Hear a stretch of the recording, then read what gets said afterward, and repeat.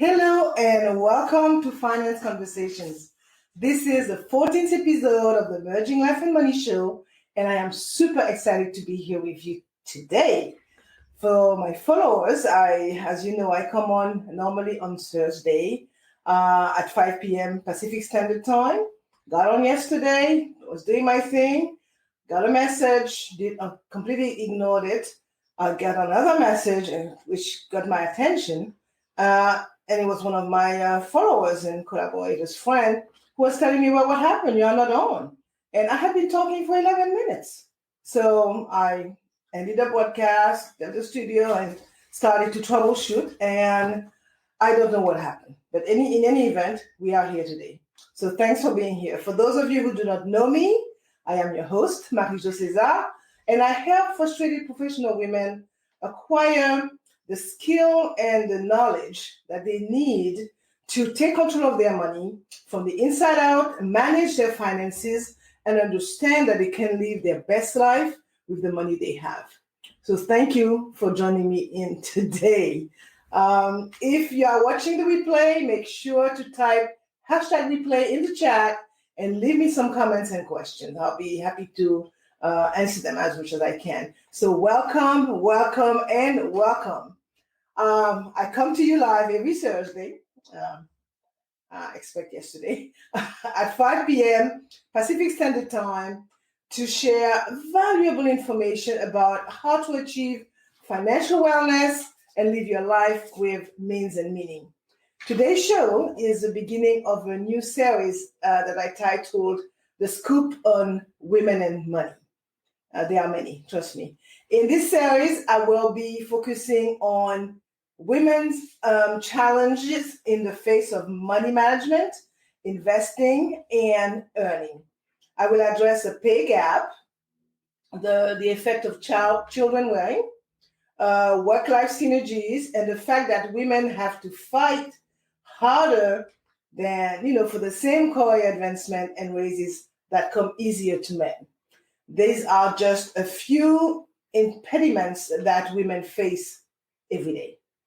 Come with me as I will be exploring how can women meet these challenges and overcome them.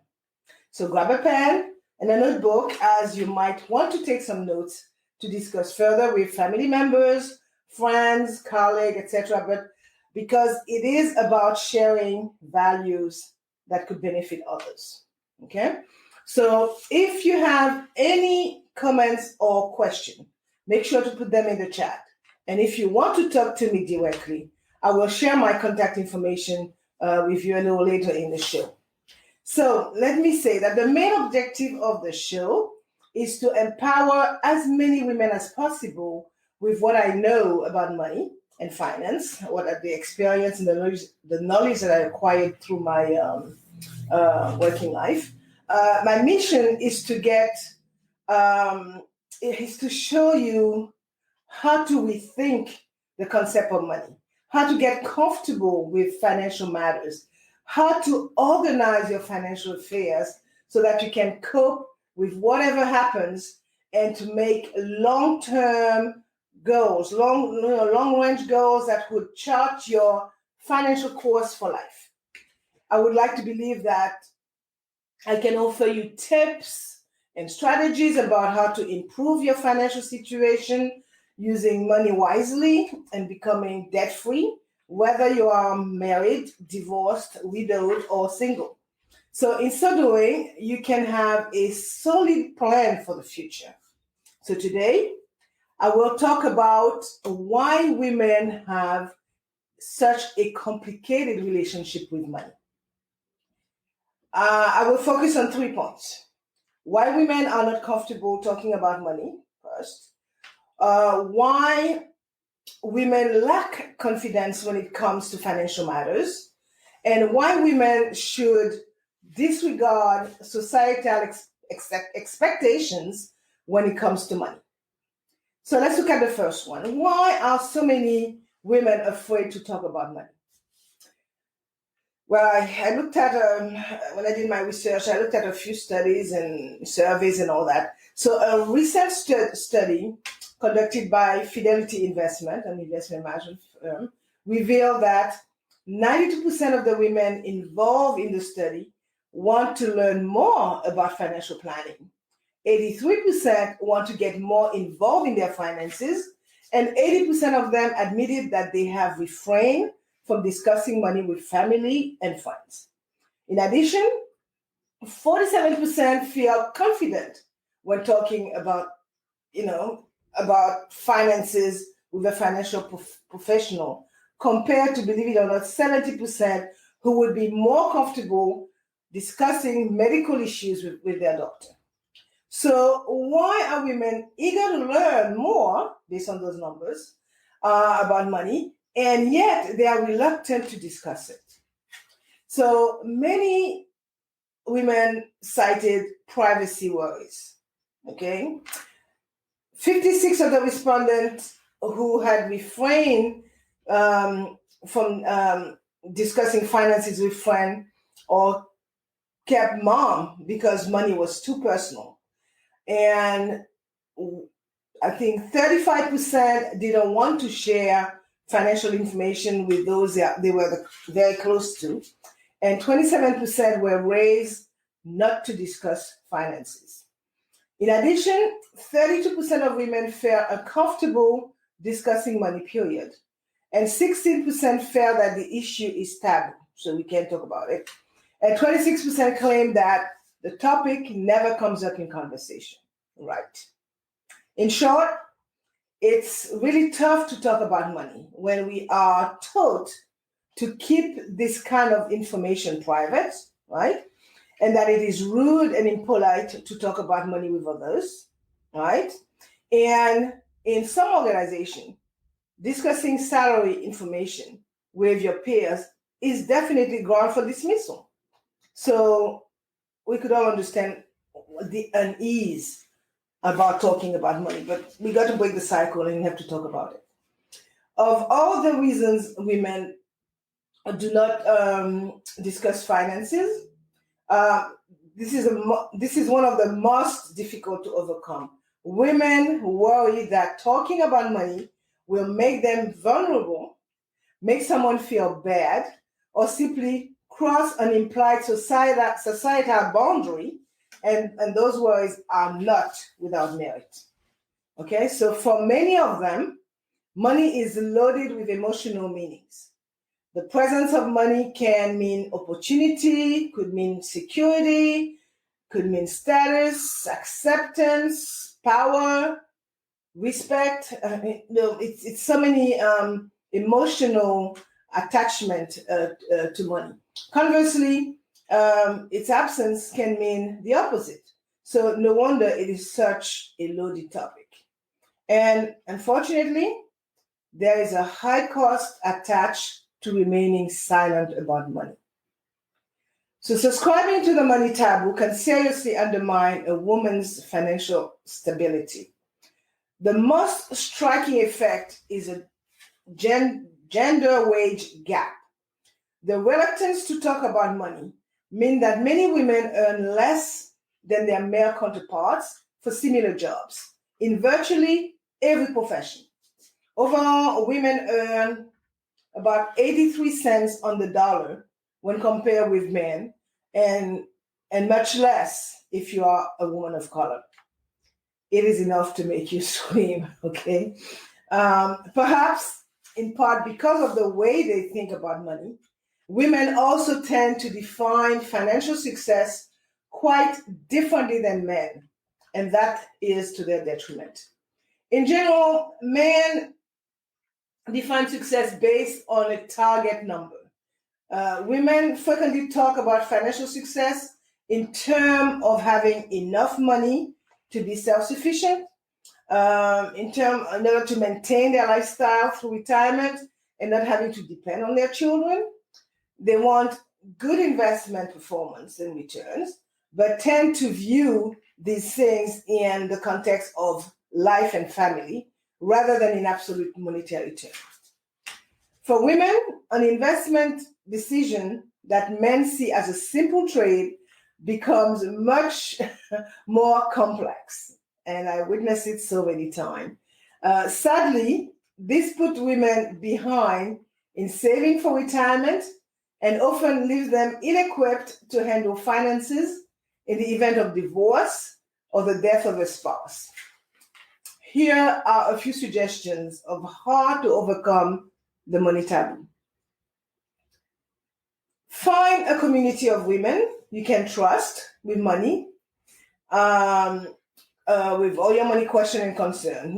Taboo gets overturned through conversation, and conversation facilitated in a safe space is a good starting point. Commit to spending some time understanding at least the basics of financial management. Seminars, books, and podcasts are all very good ideas. Knowledge is power. Remember that. Don't be afraid to out the elephants. Okay, ask questions and talk about money with spouses and significant others, aging parents, siblings, fiancés. You name it. Try to understand and accept whatever money issues you carry around. You may not be able to change these attitudes, but knowing how they can shape your perceptions may let you observe them rather than have them impact your financial decisions. Do your homework. Research what you should be paid when you are going for the next job or promotion. Learn how to negotiate a higher starting salary. Find a mentor or career coach in your industry and know your value, right? And do not sell yourself short. So why women lack confidence when it comes to financial matter? That is the second point. Beneath women's reluctance to talk about money lies a lack of confidence in their knowledge of financial planning and investing.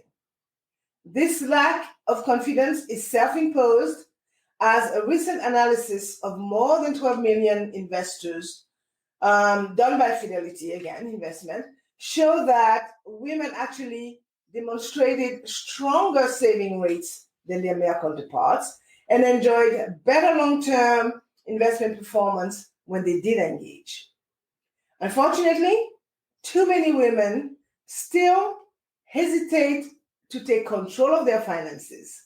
So in addition to privacy concerns, I talked about a few moments ago, women often have difficulties talking about money because they assume that they do not know enough about the subject. 14% of respondents to the study mentioned previously worry that talking about money would be a waste of time. And 10% feel as though they do not understand finances well enough to talk intelligently about it. So that confidence gap feels like a catch-22, doesn't it? You feel silly for not knowing things for not knowing things, but asking questions feel too intimidating for you. So as a result, you continue to worry in silence, and you continue to assume that you don't know enough to talk intelligently. However, women have, I would say, mastered many important money skills that they often tend to discount. So, and I'm saying that because according to a Fidelity study, 82% of women are confident in managing their day-to-day budgets, and 74% are proactive about saving for the future. Women who are hesitant about making investment decisions simply need to build on the financial skill set they already have. And I am going to give you 6 suggestions. The first one is educate yourself. Before diving into strategies to build a solid financial foundation, carve out some time to learn about money management and investing. If you get overwhelmed or confused while studying, you may want to ask a professional for help. It could be the difference between improving your financial health and continuing to struggle with building an emergency fund, for example, or managing your debt, or even saving for retirement or reaching goals that you have. Another suggestion is set financial goals. When you set goals for every area of your finances, you give yourself concrete targets to work towards. This exercise also provides you with a starting point, and you can flesh out the necessary steps to make your goals a reality. Also, think about what excites you, and then set realistic targets that will motivate you to keep going if the road gets a bit rocky. Be mindful that goals sometimes change over time. So be sure to revisit your list of goals at least once a quarter and make adjustments based on where you are in your life with your finances. Another one is create a budget. Make a budget and stick to it. The first step is to gather all your bills and your pay stub and your 10% savings and write them down and write down your monthly income, right? Write down your monthly income, then your 10% savings and your expenses. Break your expenses down into needs like housing and food, and wants like what I would say streaming services, eating out. And next, subtract your expenses from how much you make. So if you don't have anything left, or you don't have enough for immediate saving goals, see if you can cut back on some expenses or find ways to increase your income. Budget don't have to be scary, okay? A realistic plan to cover your need, that covers your need, like also include your want, right?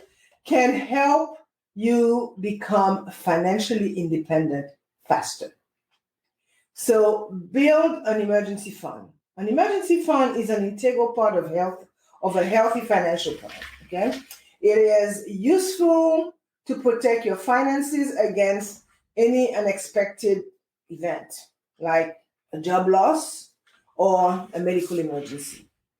But many Americans still don't have an emergency fund, especially women.